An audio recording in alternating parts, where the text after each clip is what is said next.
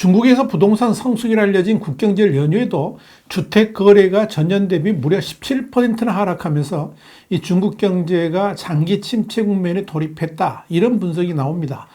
중국 부동산 재벌의 몰락이 왜 경제 장기 침체를 예고하는지 Y타임스가 분석해 봤습니다. 지금 시작합니다.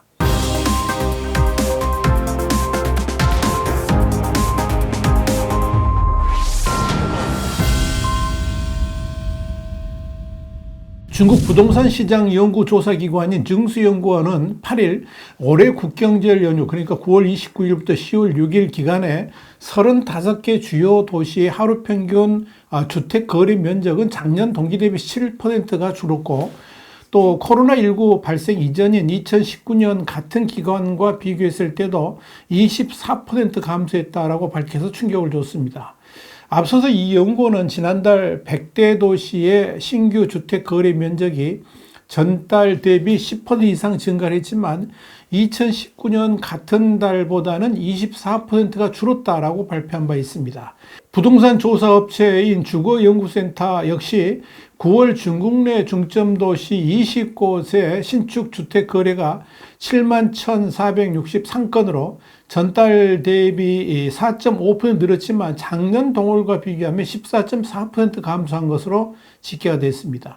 이와 함께 중국 부동산 정보공사는 중국 상위 100대 부동산 기업의 9월 매출액이 4,042억 7천만 위안으로 5년 만에 가장 낮은 수치를 기록했다라고 밝혔습니다. 중요한 것은 중국에서는 9월과 10월이 부동산 거래가 가장 활발해서 이 기간을 금구은십이라고 부르고 있는데요. 특히 이 국경절 연휴를 이용해서 집 장만에 나서는 사람들이 많다는 점입니다. 그럼에도 불구하고 이 중국 내 부동산 거래가 이렇게 축소된 것은 중국 경제에 어두운 그림자를 드리고 있다라고 볼 수 있을 겁니다. 여기에 대해서 증수연구원은 부동산 시장 효율세가 아직 뚜렷하지 않다 그러면서 부동산 시장 지원 정책이 효과를 내고 주택 교체 수요가 늘면서 4분기에는 4대 1선 도시, 그러니까 베이징, 상하이, 선정, 광저우의 부동산 시장이 안정되지 않겠나, 이렇게 전망을 했습니다. 그러면서도 성도급인 2선 도시와 3선, 4선 중소도시 부동산 시장 회복에는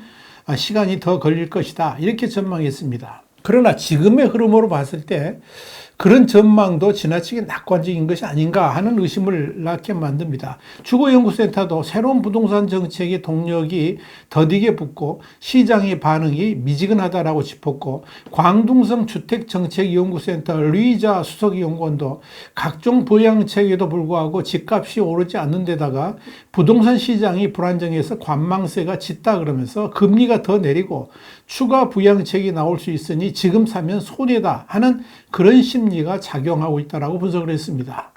중국 당국이 이렇게 부동산 경제 활성화를 위해서 가전대책을 내세움에도 시장이 제대로 움직이지 않는 이유는 과연 뭘까요? 여러 가지 원인이 있을 수 있지만 우선적으로 중국 부동산 전성기 때에 제1위 부자로 군림했던 헝다그룹의 휘자인 회장의 몰락을 들 수 있을 겁니다. 휘자인 회장은 그동안에 회사 유기도 불구하고 끊임없이 미래 비전을 설파하면서 꿋꿋하게 버텨왔습니다. 아마도 중국 내에서 통용되는 대마 불사를 굳건하게 믿었던 것 같습니다. 뿐만 아니라 중국 권력 상층부하고도 깊은 인연이 있기 때문에 헝다그룹이 결코 문을 닫지는 않을 것이다, 이런 신념으로 옮겨간 것이 아닌가 보입니다. 그래서였을까요? 헝다그룹이 밀려드는 채권을 상환하지 못하고 허우적거리고 있음에도 불구하고 지난 7월 4일 광주 헝다 축구팀 경영회의에서 내년 리그 우승이라는 목표를 제시할 정도였습니다. 비록 헝다팀이 중국 프로축구 리그에서 6번의 우승 전력이 있긴 하지만 경영 악화 때문에 핵심 선수들이 팀을 떠난 상황에서 목표를 달성할 수 있을 것이라고 믿는 사람은 거의 없었습니다. 휘자인 회장이 축구단을 창설한 것도 시진핑 주석의 축구 부흥에 대한 열망에 보답하기 위한 것이었는데, 그래서 엄청난 투자를 해가면서 구단을 운영해 왔었습니다. 그런데 휘자인 회장이 거창하게 계획을 발표한 지 2주 후에 헝다그룹 재무보고서는 2021년과 2022년 누적 손실액이 8,120억 위안, 한 150조 원에 달해서 도저히 소생 가능성이 없다 하는 걸 보여주고 있었습니다. 그리고 두 달 후인 지난 9월 28일 순자산 8조 원으로 중국 부자 1위에 올랐던 휘자인 회장이 결국 불법 범죄 혐의로 당국에 체포가 됐습니다. 이로써 2019년 매출 5,072억 위안, 순이익 314억 위안을 기록하면서 중국을 흔들었던 부동산의 영웅이 무너져 내린 겁니다. 헝다그룹은 사실 지난 2020년 말부터 이미 기업의 부실화가 드러나기 시작했죠.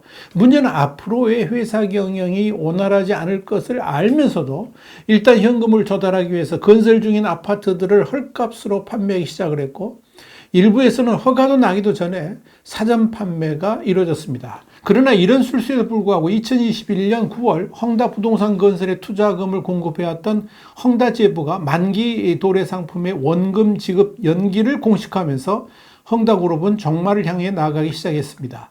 2022년 3월에는 헝다물업, 그러니까 부동산이 예금 담보 134억 위안, 한 2조 4,700억 원을 은행에 압류당했습니다. 자금 회수 가능성이 없다고 판단한 은행의 선제 조치였습니다. 이로써 주식은 백지장으로 변했습니다. 주가는 최고점 대비 95% 급락했고, 홍콩 증시가 곧바로 헝다 부동산, 헝다 자동차의 주식 거래를 중단시켰습니다. 지금까지 알려진 바로는 이 헝다그룹의 누적된 손실의 규모가 7,745억 위안, 한 142조 원 정도 되는 것으로 보입니다. 또한 경제매체 차이신에 따르면 헝다의 부동산 프로젝트 중에서 731개의 완공 여부가 불투명합니다. 또 완공을 보장한 주택 140만 채 중에서 지난해 말까지 50여만 채만 준공된 것으로 파악됐습니다. 헝다가 계약한 공사 금액은 총 6,039억 위안, 111조 원에 이르는데 주택을 완공해서 양도하지 못할 경우에 피해는 고스란히 계약자와 은행의 몫이 됩니다. 현재 헝다가 보유한 현금성 자산은 133억 위안에 불과합니다. 눈여겨볼 것은 헝다그룹 휘자인 회장의 체포가 주는 충격입니다. 휘자인 회장이 중국 부동산업에 있어서 상징적 존재였는데 그가 체포되었다는 것은 중국 인민들에게도 심각한 파문을 일으키고 있기 때문에 그런 겁니다. 이건 당장 부동산 산업에 대한 신뢰 상실로 이어지고 이 부동산 개발업체들에 대한 연쇄 몰락으로 이어질 수도 있을 것입니다. 이로 인해서 이 부동산에 대한 중국 인민들의 불안 심리가 확대되는 계기가 될 수 있을 겁니다. 월스트리트저널은 지난 9월 30일 헝다그룹의 불행은 중국 경제의 장기 침체를 예고한다는 제목의 기사에서 중국의 대규모 부동산 시장의 장기 침체는 수년은 아니더라도 수개월 동안 성장에 부담을 안겨줄 가능성이 높다라고 진단했습니다. 월스트리트저널에 이어서 중국 경제가 살아날 조짐을 보이자마자 세계에서 가장 빚이 많은 부동산 개발업체의 문제가 다시 불거지면서 중국의 거대한 부동산 시장의 장기 침체가 아직 끝나지 않았음을 보여주고 있다고 밝혔습니다. 월스트리트저널은 그러면서 헝다그룹 회장의 휘자인이 잠재적인 범죄 행위로 당국의 조사를 받고 있으며 대출기간, 계약자 및 공급업체에 수백억 달러의 미지급 청구서를 비치고 있다고 전제한 후에 규제 당국은 이 회사의 회생 계획이 일부를 차단하여 파산 위기에 처한 다른 개발업체들에게 불길한 신호를 보냈다고 해석했습니다. 사실 중국 경제가 직면한 여러 가지 문제 중에서 가장 큰 문제는 부동산 시장 침체이고요. 헝다의 최근 악재는 그 고통이 더욱 악화되고 있음을 시사합니다. 중국은 기록적으로 높은 청년 실업률, 또 수출 감소, 정부 재정 압박으로 어려움을 겪고 있죠. 미국 주도의 서방과의 냉랭한 관계는 반도체와 같은 기술에 대한 접근을 압박하고 있습니다. 외국 기업들은 이 중국 활동에 대한 감시가 강화되면서 중국에 대한 투자를 점점 더 경계하고 있습니다. 실제로 미국 리스크 자문 회사인 크롤의 고위 임원 그리고 노무라의 고위 은행가는 중국 출국이 금지되기도 했습니다. 채무 불이행으로 중국이 주택 거품을 터뜨린 헝다는 최근 몇 달 동안에 또 다른 대형 부동산 개발업체인 미국이야, 그러니까 컨츄리 가든이 부실 조짐을 보이면서 헤드라인에서 사라졌었습니다. 그런데 헝다가 다시 세인들의 집중적인 관심을 받게 되면서 이 장기적인 문제에도 불구하고 개선의 조짐을 보이고 있는 경제에 찬물을 끼얹고 있는 겁니다. 이런 영향은 곧바로 중국 내 기업들의 활동 위축으로 드러납니다. 이에 따라서 경제학자들은 헝다의 새로운 도전에 대해서 이 중국 경제의 4분의 1을 차지하는 중국의 심각한 부동산 시장이 앞으로 몇 년 아니더라도 수개월 동안 성장에 부담을 줄 것이다, 그렇게 강조를 하는 겁니다.